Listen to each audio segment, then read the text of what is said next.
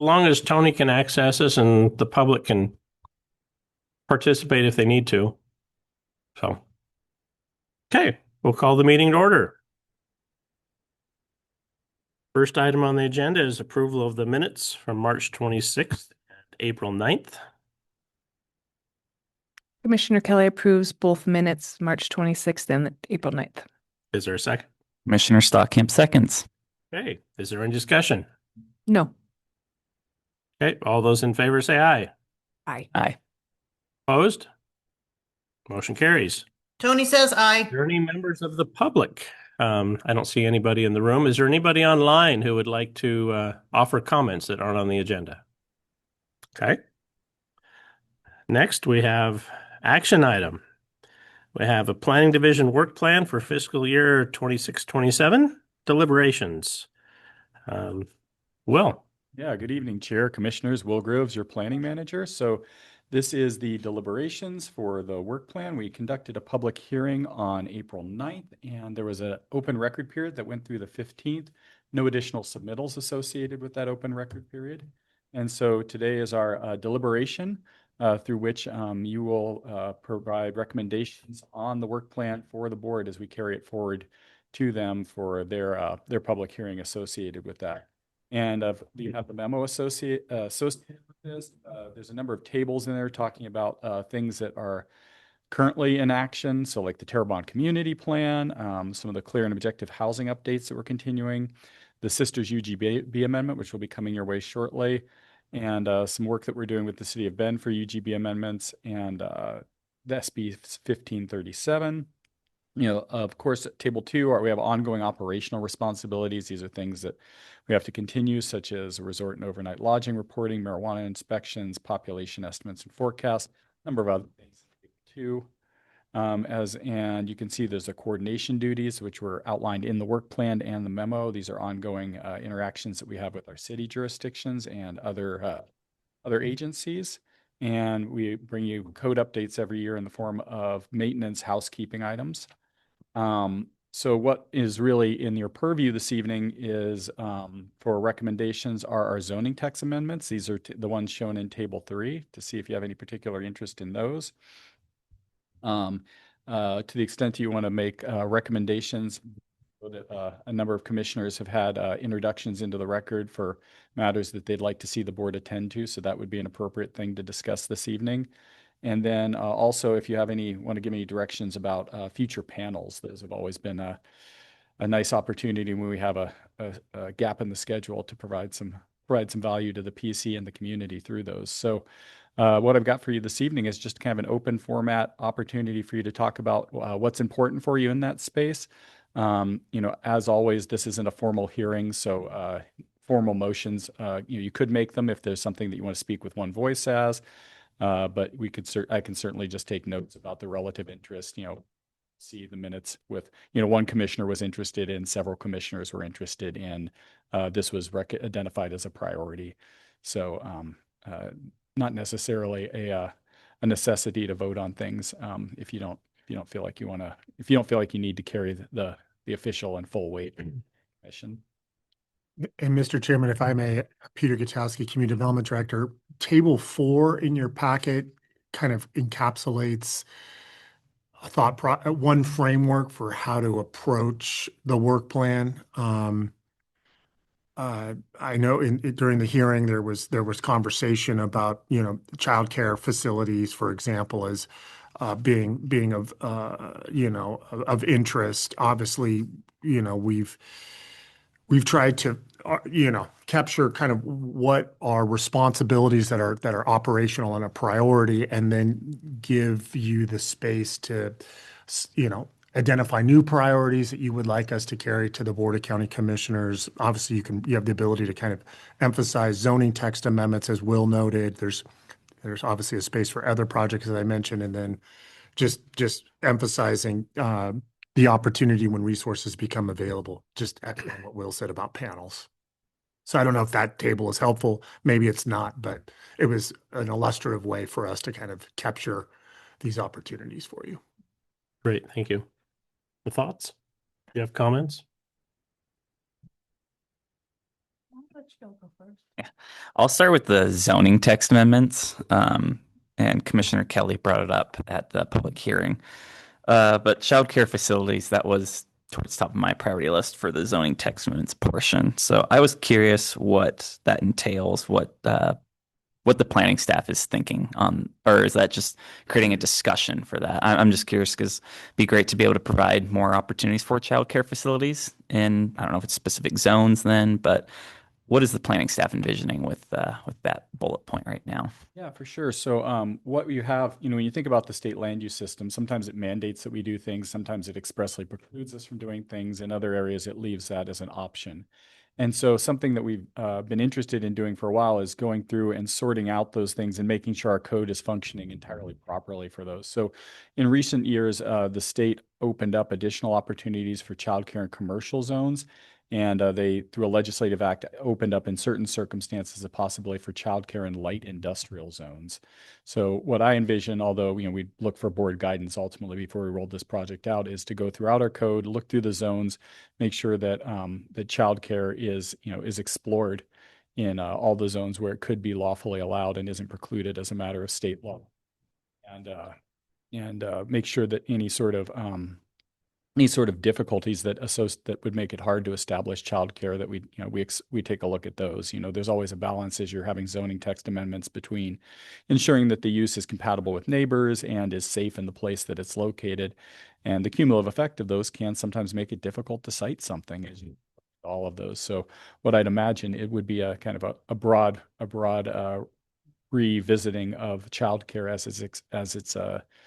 as it's implemented in our county code, and see what opportunities and challenges are there broadly. But at minimum, an exploration out of the past year's legislative effort to look and see if we want to allow these in light industrial districts.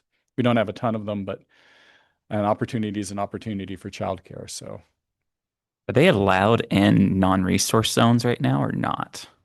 So they are the way that they've been allowed in non-resource zones for MUA 10, RR 10, for example, is there's an allowance for what's called a semi-public facility. So to the extent that these uses are nonprofits, we've been able to cite them through that provision. And so we want to I think it would be worthwhile taking a look to see if this should be called out as a separate and specific use for allowance, rather than because not all daycares have a 501c3 associated with them. So there may be scenarios under which it just should be a conditional use, or maybe a use subject to standards. So if you think about the hierarchy of uses in a zone, there's outright uses, which, it's just come in and get your building permit generally.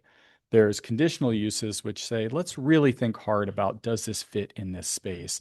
And there's an intermediate type that's called subject to standards, which is, we've decided this is a good idea as long as you come in within these sideboards. And so it might be interesting to explore with daycare to say, actually we intend to allow these things provided they have, certain reasonable sideboards, and maybe they get upgraded from a maybe thing to a yes and thing.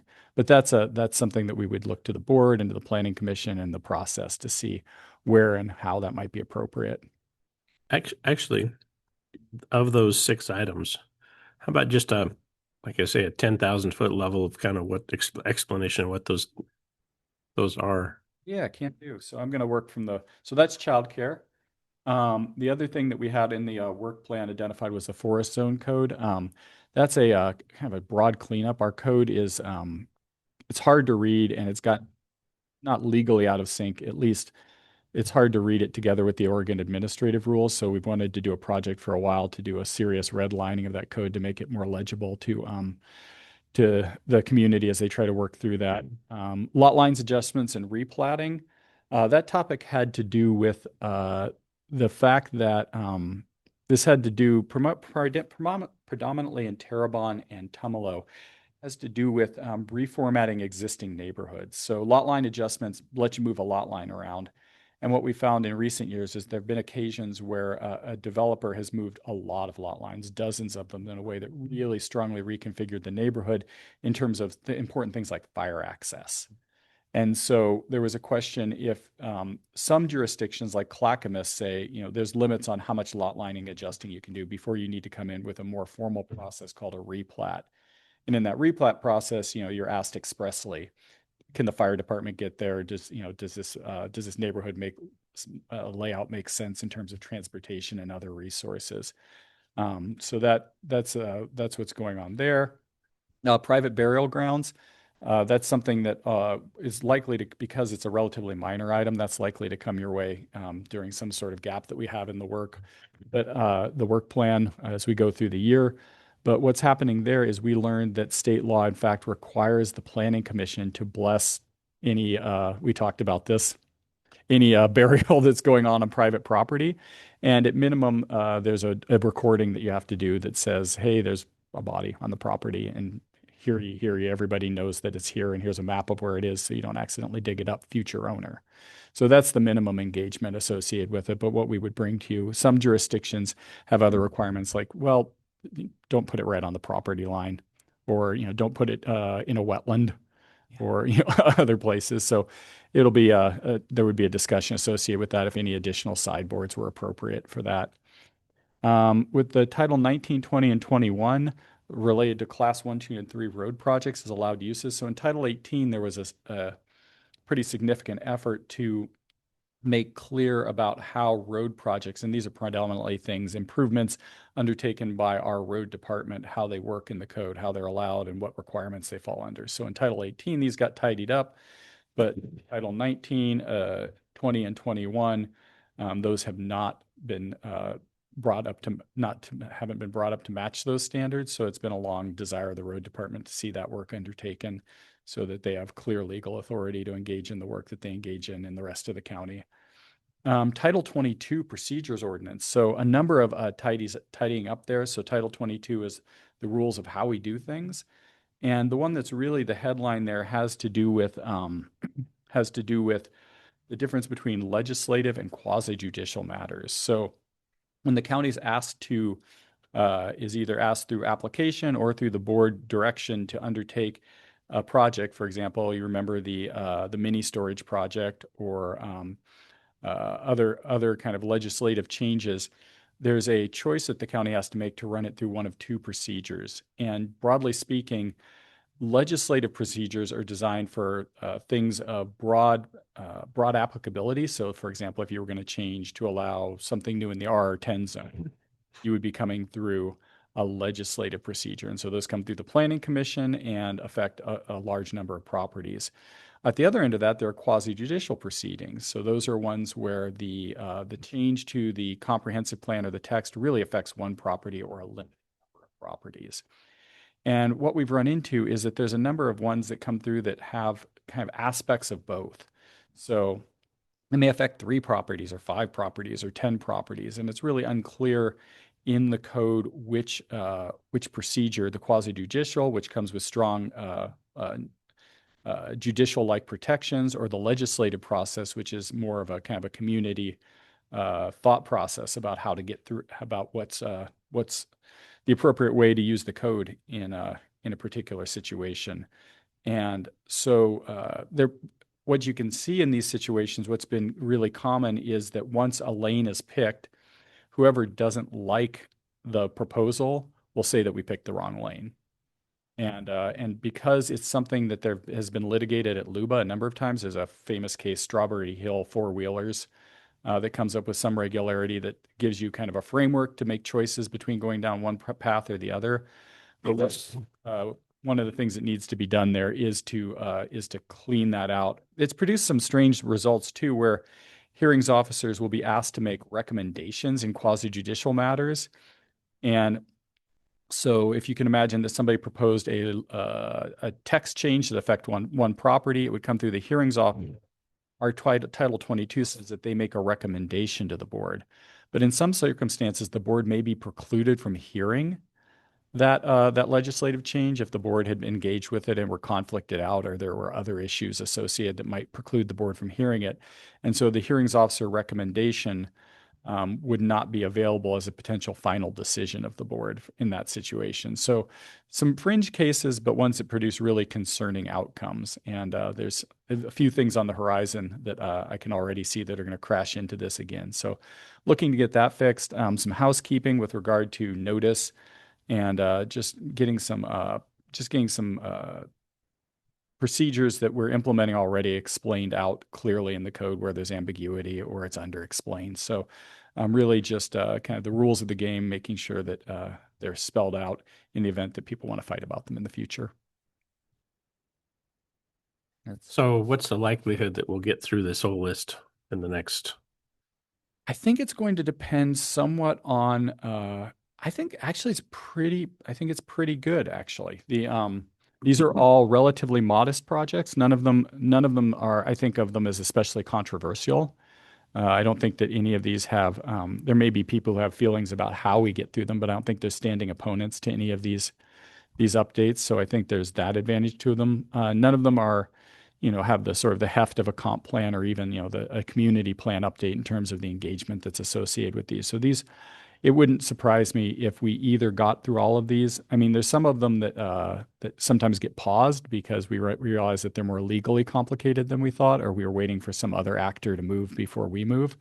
But I think it's, in a practical sense, it would be reasonable to expect to get through all of these in the next year.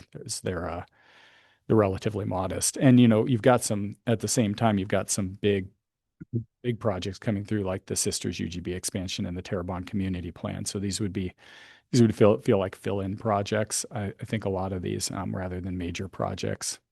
Sure. I guess I was looking at over the last year, we've skipped almost a third of our meetings probably because we're light load. Yeah, and I think this will help us establish and maintain a more consistent rhythm, because these projects aren't as big of a lift and can get them up off the ground and move them in, and because they're also not time critical. So there's none of these that have to be done ASAP, for example, that we can move these in as we have opportunities around some of these bigger projects. And I could see some of these person do 2 or 3 in one night almost. I mean, very small, short, almost housekeeping in nature. Yeah, I think the main obstacle here is that, we've talked about that we have some family leave anticipated for 2 of our staff in long range. So I think that, through the kind of the summer, we'll have relatively limited resources. And at the same time, we have an ambitious schedule during that time where, You say that doesn't sound like very good planning for a planning department. Oh, yep. So, yep. That, I think that's the thing we're mainly watching through the summer, but coming into the fall, everybody should be back on board and we should be moving full steam ahead. Sure. Yeah. So I guess, certainly we've got some have tos. And I guess any other comments from you guys? I appreciate your line of thought of in my mind, there's some validity to everything that we'll discuss tonight. Some of it's, in my mind, more exciting than others, but I am absolutely willing to take on whatever the board, asks us to, obviously. But I appreciate you bringing up the childcare, because that is something that I would love to prioritize at the top of the list, personally. And then the others, I'm pretty kind of neutral on, like, hey, it sounds like these are things we need to do. I would be interested in adding the couple of the topics we discussed at the last meeting. That's the homeless issue. I think there may be some opportunities to take a look at, quite frankly, at the county code and see whether there might be some opportunities to help solve some of that problem.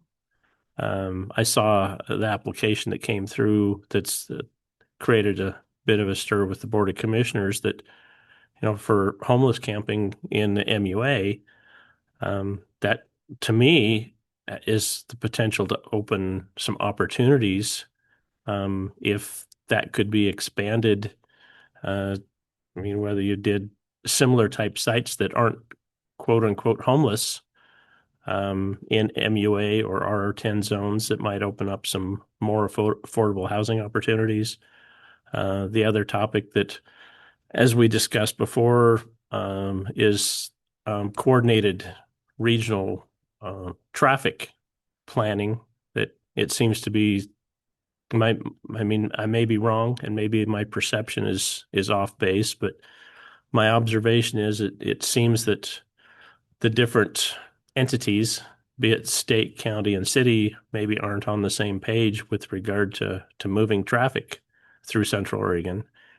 And to me, from emergency services, I'm concerned about some of the road restrictions as creating restrictions such that they could recreate a paradise type tragedy in West Bend when people can't evacuate. And so, I mean, those are two topics I'd love to see added to the list. Any other thoughts? Commissioner Williams, you have anything? There you are. I agree with you, Chair Cyrus. Right now, the roundabout is being completed at Century and Huntington. So, like with respect to fire, anyone who lives in Oregon Water Wonderland, River Meadows, they now only have two routes versus three routes. And, albeit that roundabout is going to be complete, anyone who lives on Huntington north of State Rec only has one option out, and that's going south because of the road closures. So I I'm in agreement with you on that. I know we need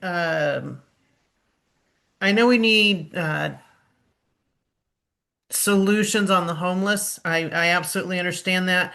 And I know we had some folks come speak. So that's something where I would put the fire safety, fire roads above that, just from my perspective, from having listened to you and listening to the folks talking about the homeless. I know everyone's trying to find a solution on that. And with respect to the text amendments, I would love to have us looking into alternative zoning for childcare. We've had a childcare down here that was in the business park, and uh, it did great. I think there are opportunities like in light industrial. You find the right lot, it's going to help the children, and it's going to help the families. So my priority on zoning text would be childcare. Other projects would probably be just getting the in and out, the through fare on roads. But anybody else? I have Yes. more of discussion. Just like I'm kind of trying to wrap my brain about and I appreciate you bringing up the transportation, because I do think that it can be frustrating, and I don't know exactly what the county's rule, like what exactly the outcome would be, but I do think it is a problem. So, but what I've been really thinking about the homelessness topic, and like trying to wrap my head about, because it really is it's a really tough subject. And I know that we would get a lot of input from various entities that would be very engaging and I'd be interested to hear. When you said that text and in my mind, I was like, what would be our goal? What would be a potential outcome of having this kind of discussion? What would be, like, if you could imagine some scenarios? I'm just kind of curious, going down Sure, that path, sure. what your thoughts Well, I are. guess my thought, I mean, granted, we've got a lot of organizations that are taking a look at solutions. We, on a planning standpoint, can take a look at land use to see whether there may be some opportunities that could be opened up to create better opportunities to create housing. For example, whether it's zone changes or changing allowed uses within specific zones to say, okay, this type of facility could be created in this spot that may not currently be allowed under current code. That was kind of my thought, is whether we could explore, what's legal under the law. I mean, for example, there's some exceptions, is my understanding, for homeless camp or type of facilities, as was presented in the MUA application. I mean, in looking at that, that is a RV slash mobile home park. I mean, by design, I mean, walks like a duck, quacks like a duck type thing, but falls under homeless camp. And maybe that type of facility could or should be allowed under a different label within those zones. to allow for more opportunities for general housing, for lower income housing that doesn't have a particular label on it. That's all I was thinking, was maybe we can explore opportunities, options. Is there something that we could do under the law to help facilitate housing? And certainly you'd want those organizations that are working on it to be here front and center talking about it.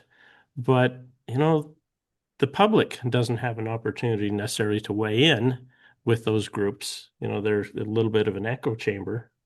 We're just part of the thought, and I think where Commissioner Stopkamp was coming from is I haven't seen an opportunity for the public to weigh in and say, hey, here's some ideas. This is what we'd like. This is what we don't like. I mean, we're having to live with and deal with some of the hazards and the risks, be it fire or trash or whatever.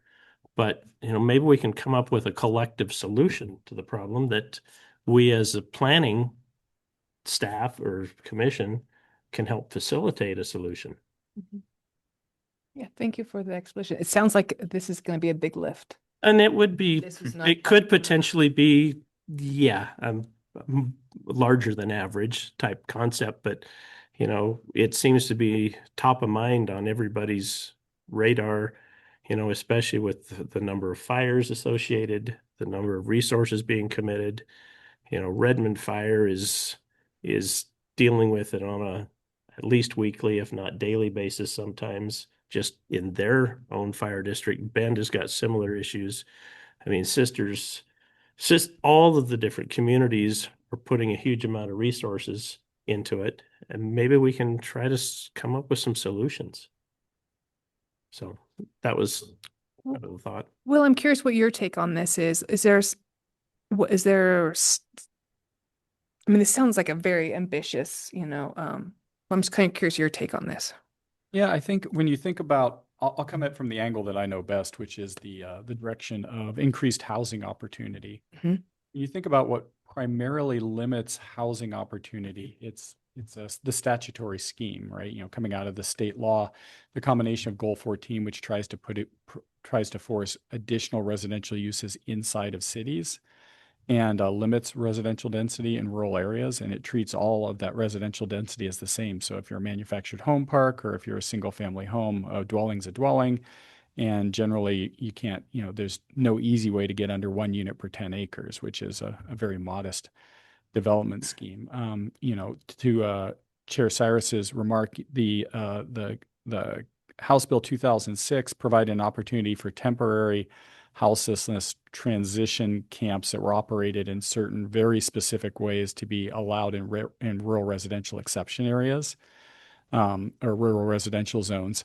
And so there was a carve out that's made for that. And we see that increasingly from the legislature, of a carve out approach. So UGB expansions come with special carve outs. There was an effort in the legislature for senior housing that was possible to add on to, for a city to consider undertaking, adding on to its urban growth boundary in a relatively facilitated way for senior housing.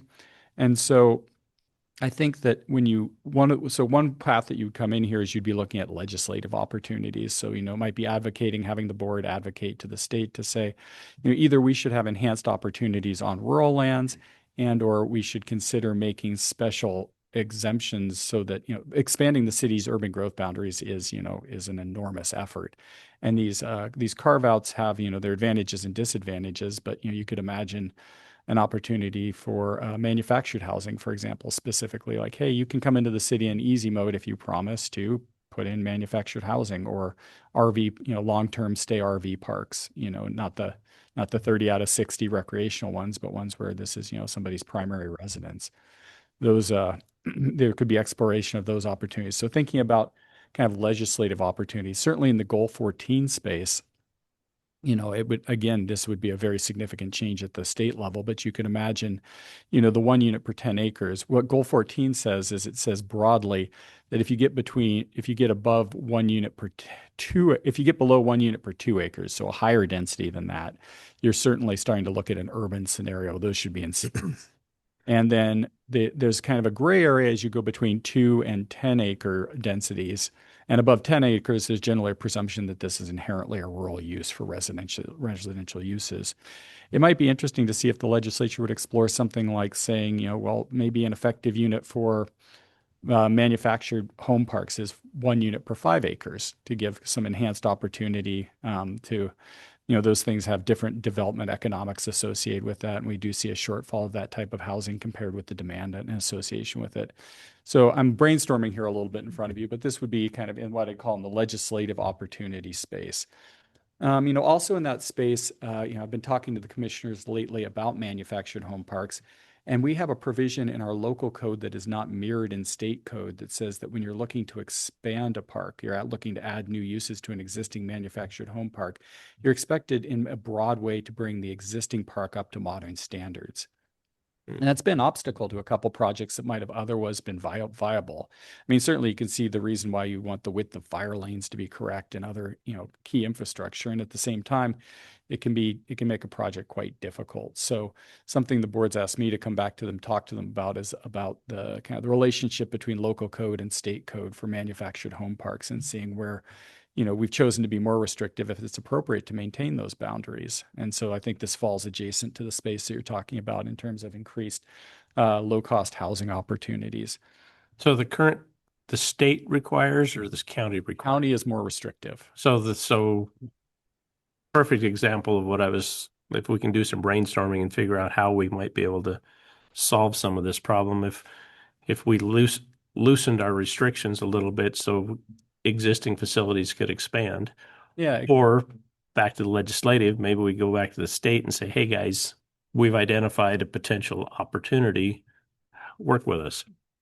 Yeah, so I think that's probably, as I've thought about it, and I've been thinking about it all week, that's sort of the space I've been thinking about in that.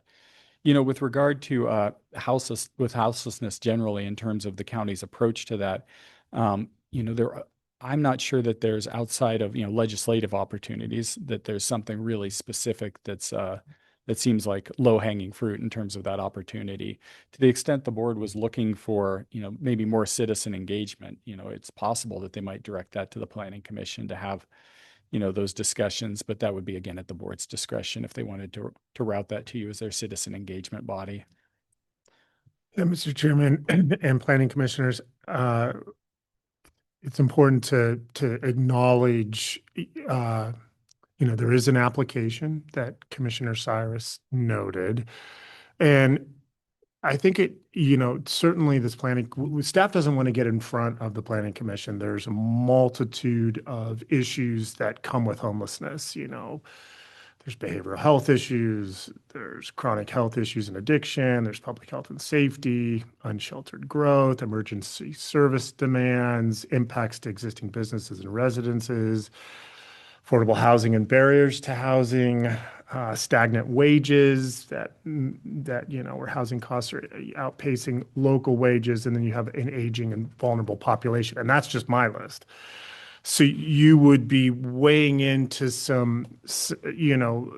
a topic that has some very extensive issues around it. As it pertains to land use, I think it's going to be informative to see how this application is processed. And why do I say that?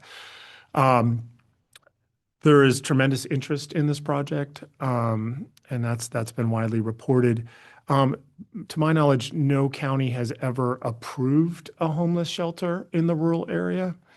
And so, you may want to, again, I don't want to get ahead of the Planning Commission, but you may want to see what happens with this application. It has to zone out of EFU. That it's complicated to do that, regardless if one wants to establish a homeless shelter or a regional park or a private school or zoning into rural industrial or to any other kind of rural residential multi-use agricultural uses.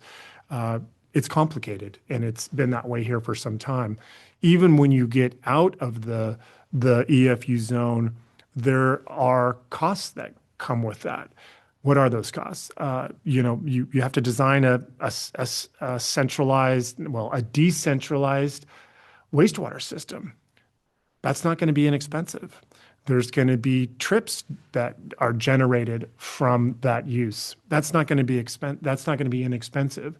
You're going to have a water source. You're not going to be able to rely on a domestic well. And those are just three examples, not to mention, having an operator. It's got to be, I think, run by a nonprofit organization. There's a whole host of factors. And so certainly if the Planning Commission wants to make this recommendation, we will carry it forward. I'm just offering, I guess, the topic of timing.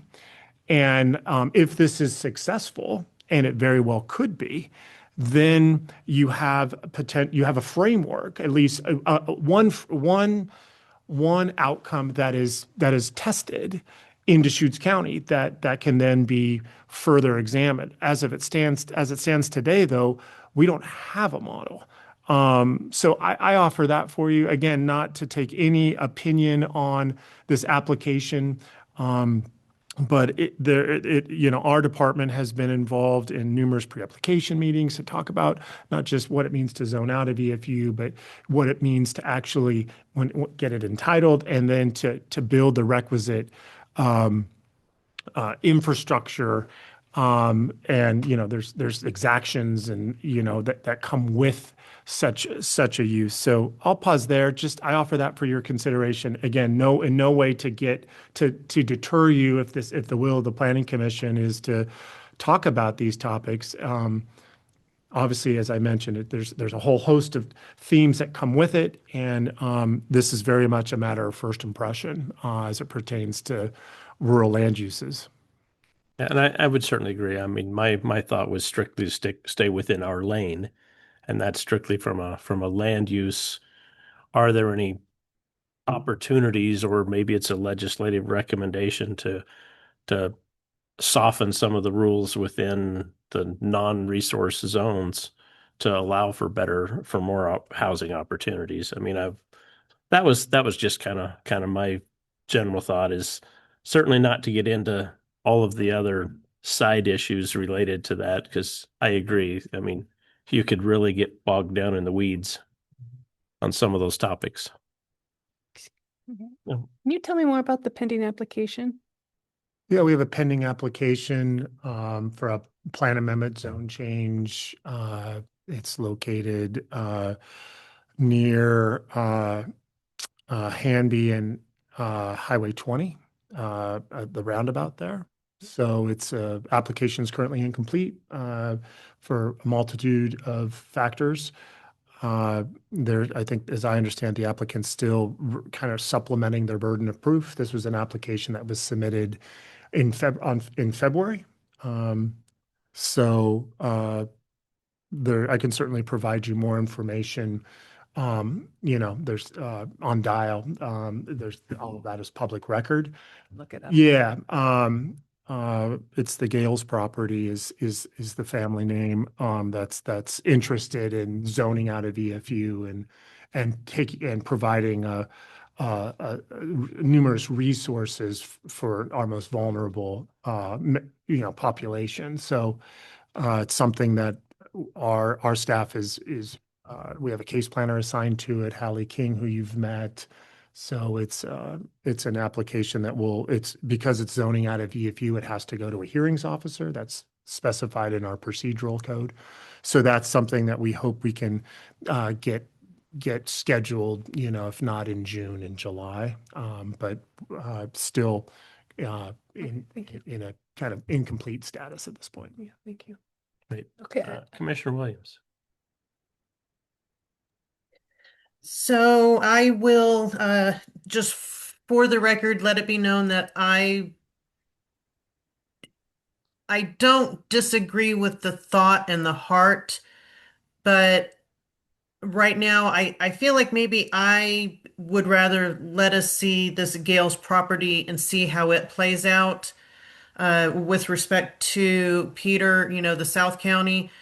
we are nitrate high in the water. We don't got a lot of water. We're almost built out. So for us, water and nitrates don't mix well, and it would be a challenge down south, I think. So at this point, I would like to see the Gales property play out, and just to have that on the record for the Board of Commissioners to know where I'm standing right now, and also knowing that I really respect what you're saying and your thought process and your thinking out the box with some realignments and some exemptions.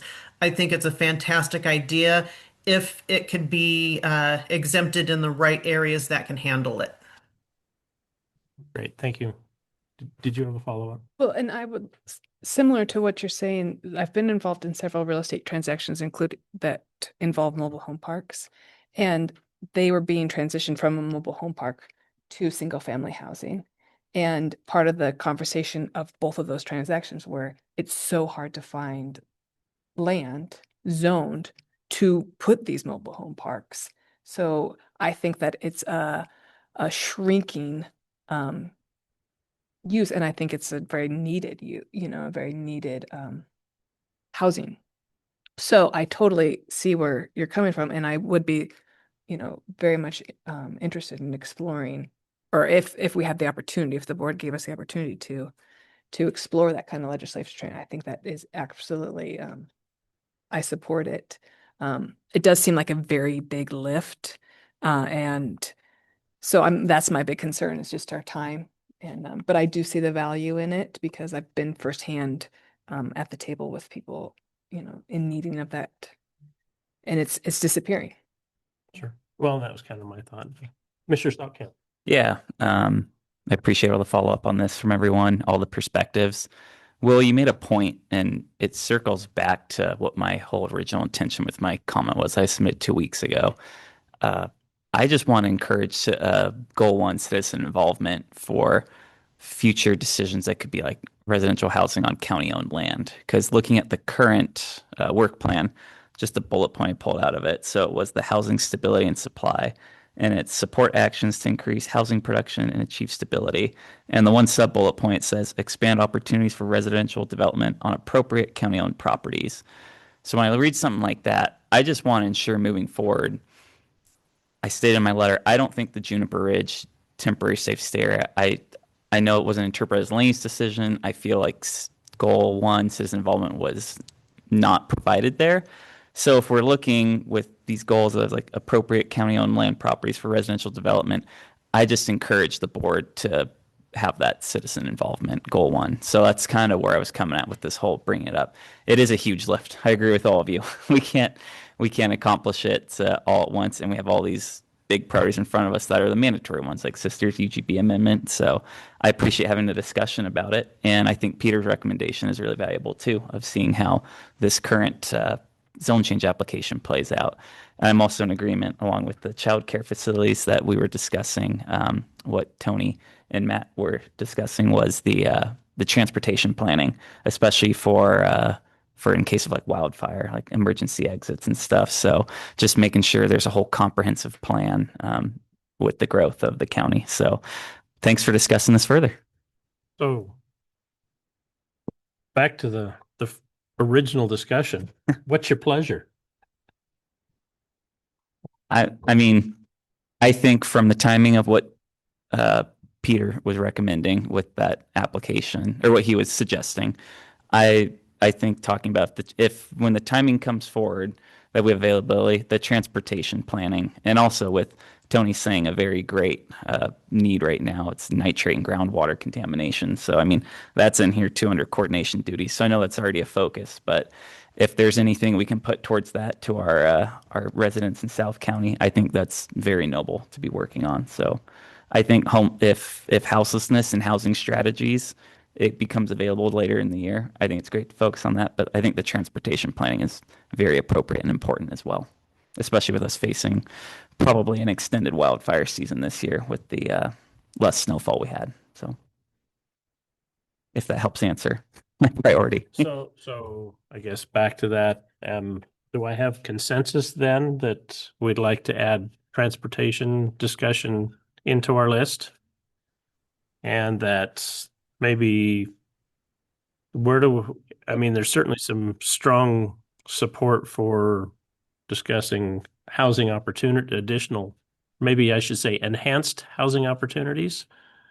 Do we want to wait until we see where this other application goes before we address that? Granted, it's a zone change. I wasn't proposing anything to do with zone changes, just see whether there might be opportunities within existing zones. Mhm. But kind of what's your guys' thoughts on that? Do we want to postpone and wait on that, or do we want to see where it fits in the process if it does? My priorities, I guess, if just to be like clear, so that Will can carry personally, my priorities would be those zoning text amendments, with childcare at the top, working our way through, and then sounds like if there's time, I'm curious about these transportation and houselessness, but it wouldn't be my priority. I'd prioritize the zoning text amendments above.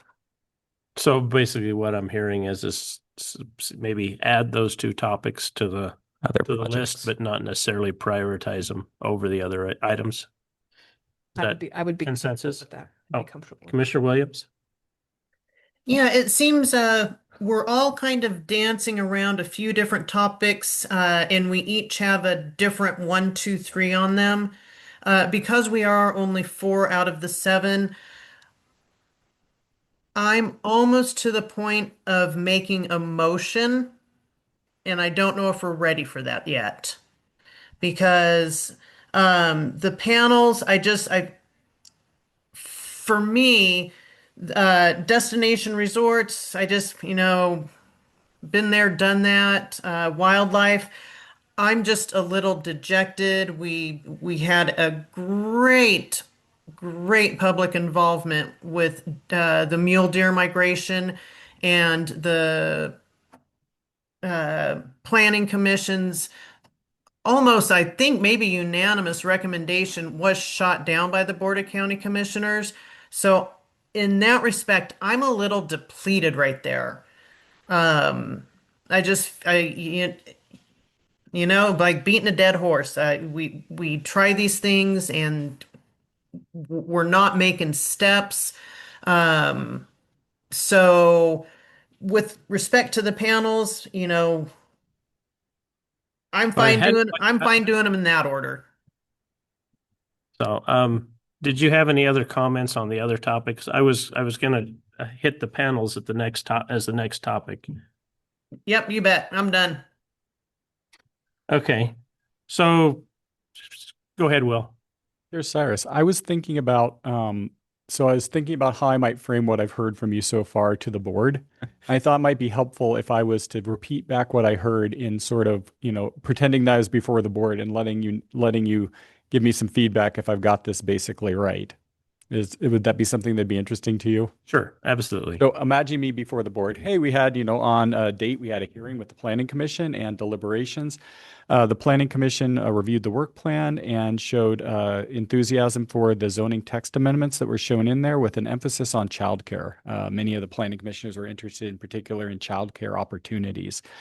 In addition to the items that were on the list already, there was a robust discussion about transportation resources, particularly as they related to throughput through cities, especially in wildfire and emergency scenarios, and how those interacted between state, local, and city transportation resources. So this would be a recommendation for the board to undertake a project to ensure that difficulty in evacuation routes, in particular, as we saw in various fires in the Western United States, but we don't see those same types of problems if those are avoidable, and so it would be an exploration of those things.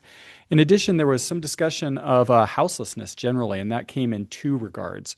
First, there was an interest in ongoing exploration about housing opportunities in rural areas, and there was some discussion about generally about places where county code might be more restrictive, for example, with regard to manufactured home parks, but also other opportunities, and where the county might look to either legislative changes to our code and or and or approaching the state legislature for opportunities for additional rural development associated with manufactured home parks or other rural housing.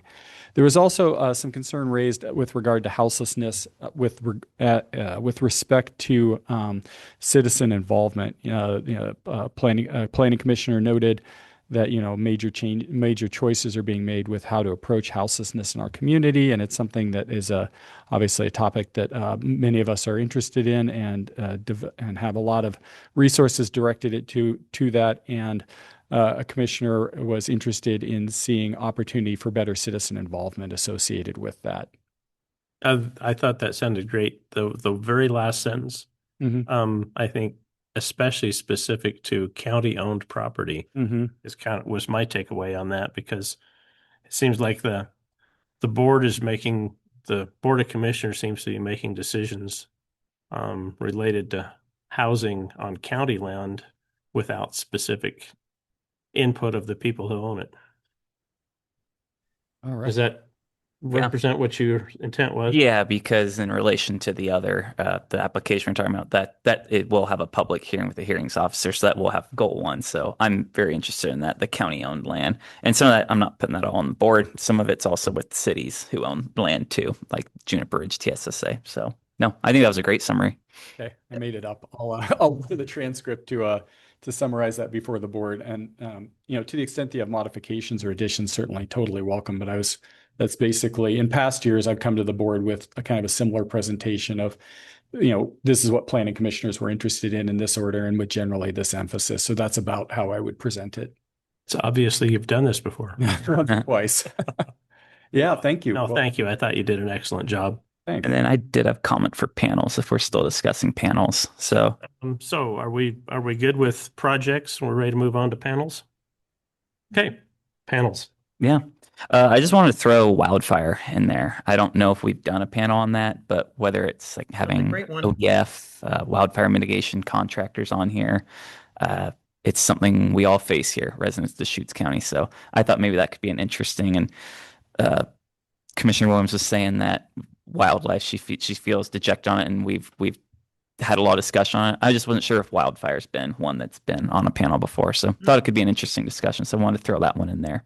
Yeah, and I can give you a little bit of context in that space. So recently we had the Oregon the Oregon State Fire Marshal come and speak to the board about a voluntary code that they're in the process of propagating for defensible space. It's really focused on the first 5 feet around a house, but also looks at kind of limbing and flammable vegetation removal around houses generally.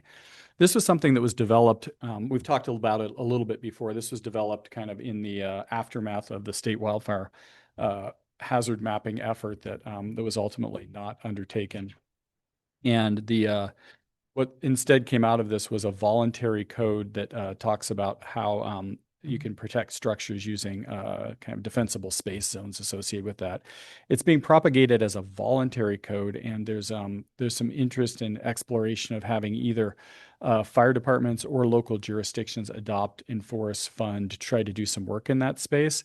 So we are tasked with community development, and Kyle Collins in particular is tasked with returning to the board to look at opportunities and challenges in that space. So there's a variety of jurisdictions in the Western United States: Ashland, Marin County, Los Angeles County, Paradise, town of Paradise, even Austin, Texas has looked into trying to do this sort of work.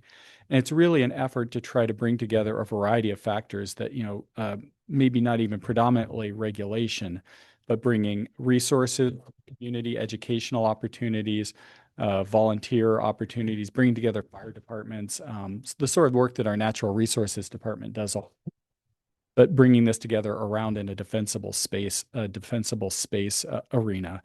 And one possible outcome of the board's engagement with that may be that they'd like to hear more from the community, more citizen engagement about what types of regulation, if any, that the community would be interested in. So I could imagine in that space in particular, if they'd had some interest in it, in exploring a regulatory approach or engaging in additional community engagement before heading out in a direction that would be something very much aligned with what you're talking about. But in terms of panels, So that's really there's a big piece moving in association with that. But I think that I would also be interested to hear, once we get clear of that, or as part of that effort to bring forward kind of a wildfire topic before the planning commission as a panel. I think there's a lot that we could learn there, and I think there's a lot of people who are working in that space, including our own natural resources department, who would love the platform Yeah. to have an opportunity to get out the word about the good work they're doing and the things that we can do each on our own properties to improve our safety.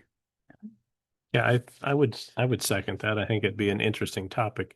Falls in with some of the transportation discussion we were just talking about, Mhm. and a lot of land use that, which is why we're here. If there's some codes or different things that we're going to be addressing in the future with regarding to everything from densities to wildfire preparation codes, that kind of stuff. I mean, probably be a good discussion. I would third it. Well, that sounds like at least unanimous support from those that are here. Any other discussions? Depending on what the wildlife topic would be, it would be a panel. We're not putting anything up to the board. So depending on what the topic, I'm always interested in learning. I was just wanted to, have it on the record, the frustration. I appreciate that. And with regard to a couple of the other topics, there are a couple that I brought up last year. With regard to wildlife, I mean, I was one of one or two people who voted against the proposal to expand the overlays after I did a significant amount of research into the actual causes of the decline in deer, and it had nothing to do with rural residents. We danced around the topic, but we never addressed a solution. And that was why I thought it might be worthy of bringing in some people that a little more diverse expertise on especially the mule deer and their decline and what some of the solutions might be, other than putting more restrictions on rural landowners.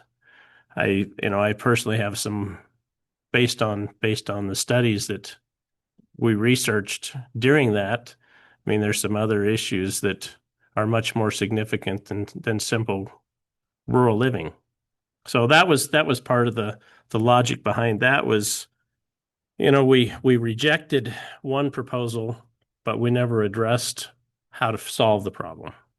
And so that was kind of the thought with maybe we can do some brainstorming on how to actually fix the problem in a different direction. The other with the resorts, I think the last time resorts have been discussed on a county level, other than in the media, has actually been in the 90s when the mapping was being done. I know I was on the legislative group that helped create the state statute that it falls under for Goal 8. And so that committee actually did a tour of Central Oregon and looked at some of the resorts in Central Oregon at that time.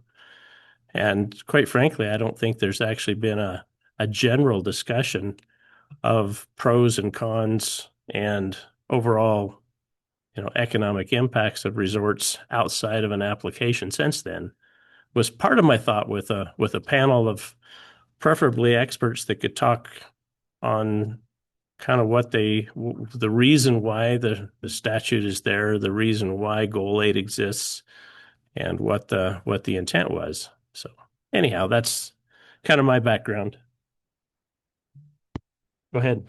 In regards to panels, how I kind of see panels with, we have limited time and resources here up here, and I respect your guys' preparation time, is I love it when a panel preps us for something that we will be discussing.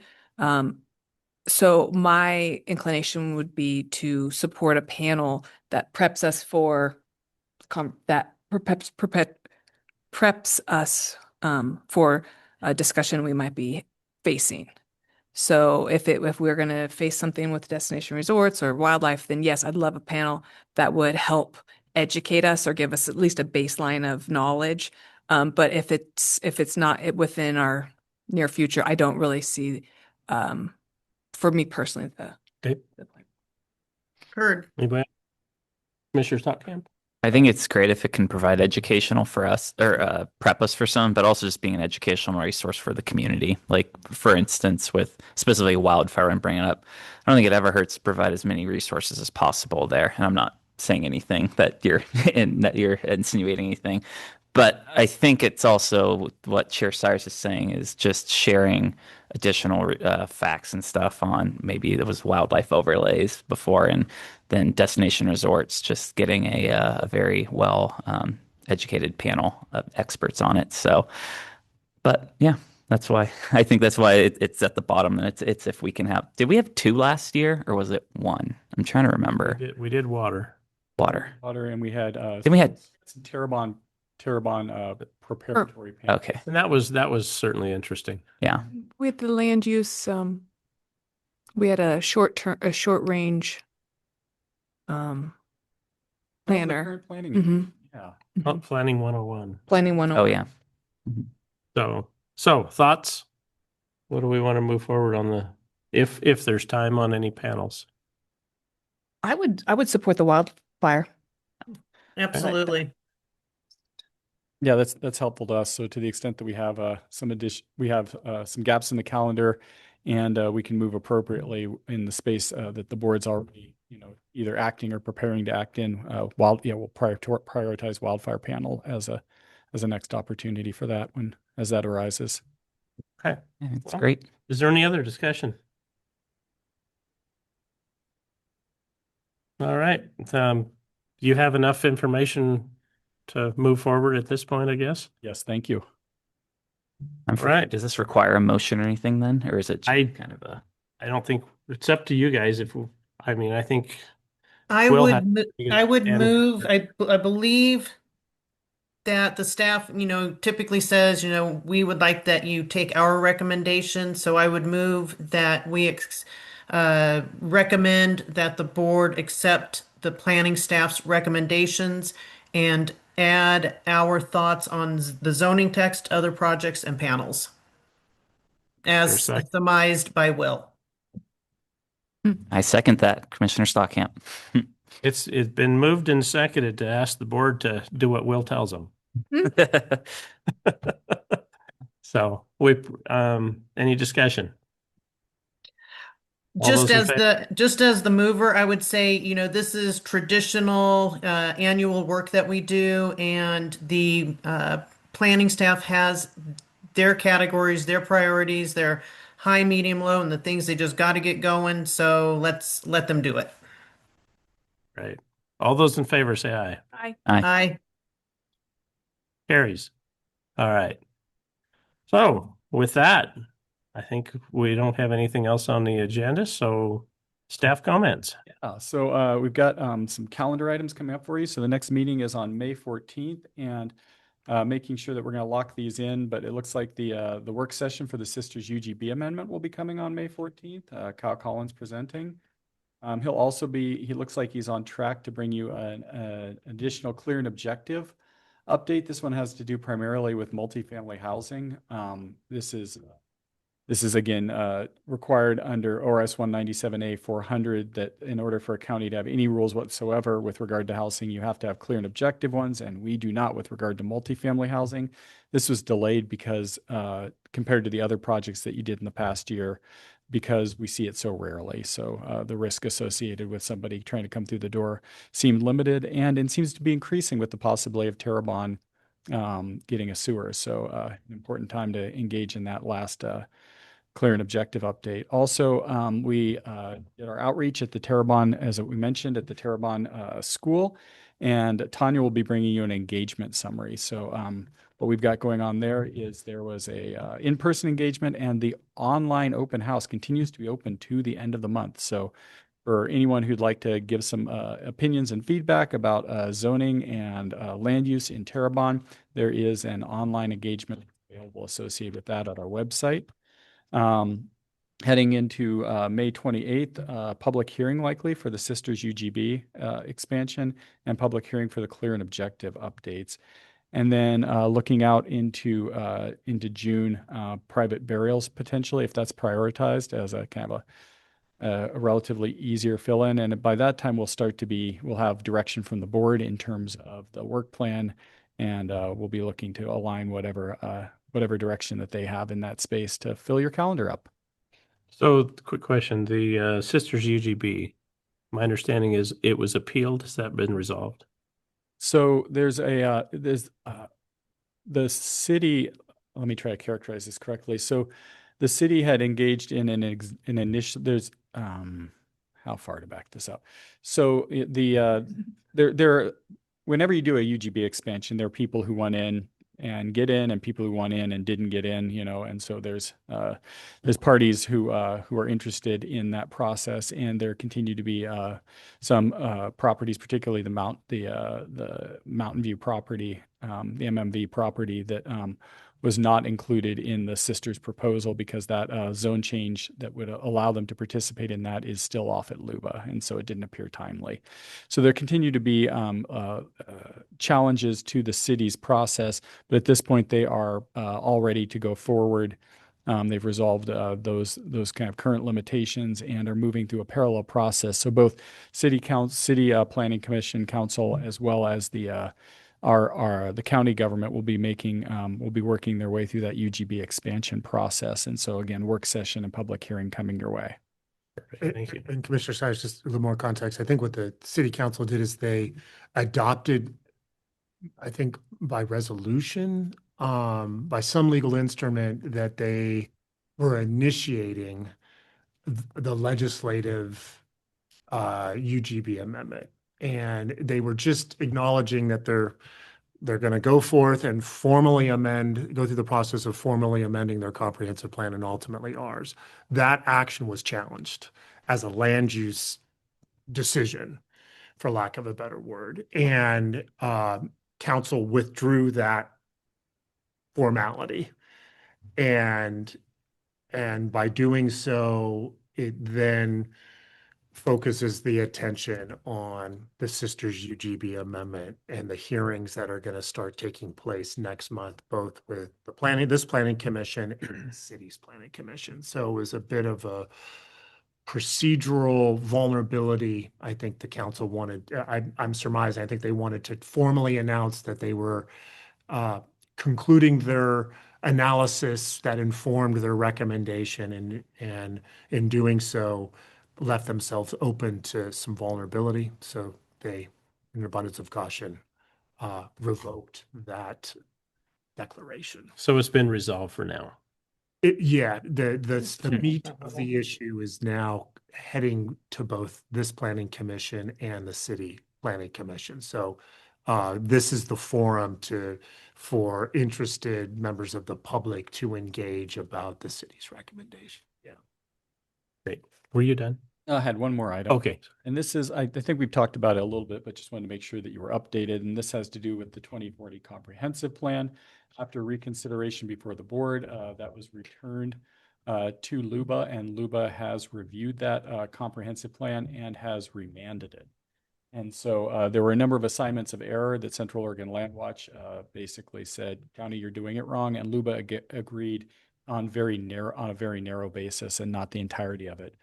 The remand, it focuses on procedural issues. So there was an agreement from Luba that based on some changes that were made with regard to cluster and planned unit developments relatively late in the process, that additional notice was required and additional hearing process was required. So that's a procedural issue that can be remedied should that matter come back before the board and potentially the planning commission for reconsideration or for remand. And then the substantive issue had to do with OAR 660-0040 and how it approaches clustered and planned developments. I'm going to try to keep this at a relatively high level. When properties are zoned rural residential exception areas, or MUA 10, RR10 areas, they tend to arrive that way in one of three ways. They were either given a goal exception, so the protections that are afforded to farm and forest uses under Goal 3 and Goal 4 these lands were expressly accepted from them. So an exception was granted, and those are those lands that were originally zoned that way back in kind of their initial zoning period under the state land use system. And it can be properties that received a goal exception to goal 3 and goal 4, or goal 4 as appropriate. There's a third category of land that is a non-resource land. We've seen a lot of those in recent years. So if you had typically a farm zone property and you said, this isn't a farm, never will be a farm, never was a farm, dirt's no good, you can basically become non-resource land. So you didn't take an exception to the goal 3 and goal 4 rules under the state land use system. You simply became non-resource land. And the county in our initial draft had treated, for the purposes, there's a state, again, the Oregon Administrative Rule 660-004, sorry, 004, is it 00308, talks about cluster and planned unit developments and how you can get some additional density or organize the properties in different configurations than typical 10-acre units. And that section of the administrative rule is particularly opaque. And in an effort to ensure the maximum availability for cluster and plan developments for our community, we took a position that those would be afforded to non-resource lands as well as exception lands. And LUBA came back and said, no, that non-resource lands are expressly not addressed under the cluster and plan development rules in state statute, and thus are not eligible for those types of developments without taking a goal exception. Clear as mud. I would need a whiteboard in an hour to get you a lot deeper into this, but the short version of this is that we received some pretty clear direction from LUBA that on remand that certain changes would need to be made with regard to non-resource lands and cluster and plan developments. Because that matter has been remanded to us, that remand can in turn be appealed to the Court of Appeals by Central Oregon Land Watch, and they have a 21-day window which ends on May 4th. So it'll be interesting to see if that's appealed forward on into the courts or is handed back to the county for further action. Okay. And that's what I was hoping to cover this evening. Thank you. Great. Thank you. Peter. Mr. Chairman and planning commissioners, I just have one item. Your next meeting is on May 14th. And the day before on May 13th, the Community Development Department will be making its budget presentation to the Budget Committee, the Board of County Commissioners, 3 Budget Committee members, as it pertains to the funding of our department for next fiscal year, which is effective July 1st. So just wanted to let you know that that's when it's scheduled, and not anticipating much concern about our budget, but it's always nice to announce our budgetary process for anyone who might be interested in following that or participating. It's a public meeting, and our presentation is I want to say it's like from 12:30 or 12:45 to 1:30, right in that range. So that's all I have. I have a question for you. Sure. And it relates back to the discussion on that application we were talking about. It's my understanding that the county granted waivers for is it generally waivers for nonprofits for land use actions, or the specific ones? So there's 2 questions there, as I heard it. One was asking how the Gales application was funded. Correct. And secondly, how does the Community Development Department's fee resolution or fee waiver policy apply? So to the first question, the Coordinated Homeless Response Board allocated $25,000 to this property in May of 2025. The application is short approximately $2,100. We're a fee-dependent department, and so our fees have went up a few $1,000s between fiscal year 25 and we're in fiscal year 26. So there are currently conversations that the board is having. The board will have we'll be revisiting this issue of the Gales fee circumstance this Wednesday. So that's the first part of your question. To the second, Deschutes County does have a fee waiver policy. It applies in two specific cases. One's really for code enforcement. If one is indigent and they and they need a land use permit, or potentially even a building permit, that can get them into compliance, we have the ability to waive our fees to get them into compliance with our codes, building codes, onsite wastewater, land use. The other category pertains to nonprofit organizations that require land use permits in a circumstance that they didn't anticipate. This is pretty rare. I can't remember a nonprofit organization being kind of stumped that they didn't realize that a land use application was necessary. But to give you a hypothetical, a watershed council may want to do some restoration work. They weren't able to get the Oregon Department of Fish and Wildlife's concurrence. If they do get their concurrence, that's a use that's an exempted. They qualify for an exemption under our county codes. But let's just say they didn't get that endorsement. They could presumably apply because they're working in the wetlands or the floodplains to do some restoration. It's a community good. They didn't anticipate it. Under our fee waiver policy, which has been in place for decades, they could apply for that fee waiver and could presumably qualify for that. So those are the two examples that are explicitly called out. Okay. I guess I was, like I say, I was concerned about how widespread the situation, for example, the Dale application, and whether that was, it just seems that where your department is fee-based for all applicants, that if anything gets waived, it pushes the burden on either onto other applicants, or it cuts your department short. And I didn't know whether that's even the purview of what we can address, but my personal opinion is it's something that the board should pull out of a different budget to cover. But like I say, I don't know whether that's our purview to make recommendations, but that's my personal opinion. Yeah, no, and I appreciate those responses. I would respectfully acknowledge that the Planning Commission's, purview is to focus on land use policy and not our fees. Nonetheless, any Planning Commission, any citizen, any resident can express their viewpoints on any number of issues to the Board of County Commissioners directly. And so I would, to the extent that these types of opinions surface, that would be the appropriate way to provide them. Thank you. Commissioner Williams. I'm glad we had a quorum today. Yeah, thank you for attending. So, Commissioner Stockamp. I just want to thank fellow commissioners and planning staff for another work plan deliberation. So looking forward to what's ahead and looking forward to my first UGB amendment hearing. When was the last one for coming from a planning commission? Before my time.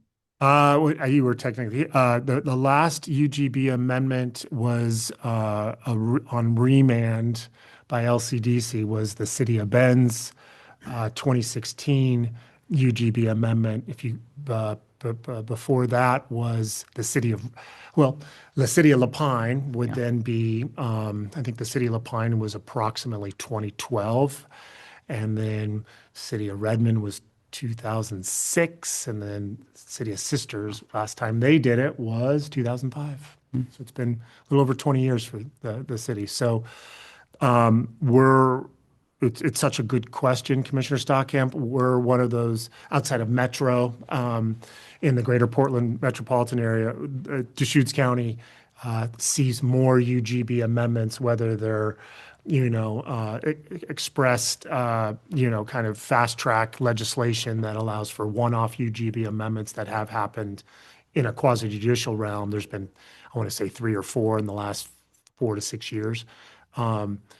But outside of those, legislatively, you won't find another county that's seen each of its cities amend, or establish, in La Pine's case, or in the other three, amend their UGBs in approximately a 20-year period. And that's just a reflection of the growth and development that we've seen here in our region. Right. Oh, Commissioner Kelly. Yeah, no comment. Thank you for a good discussion and appreciate all your help and how concise and quickly you were able to dictate our discussion. So thank you, Will. Must be AI. So it's WG. So, well, I just like to thank everybody. I mean, nice, quick, efficient meeting. We've got quite a bit covered, and we've got some proposals to move forward to the board. So, I want to thank everybody. And meeting's adjourned.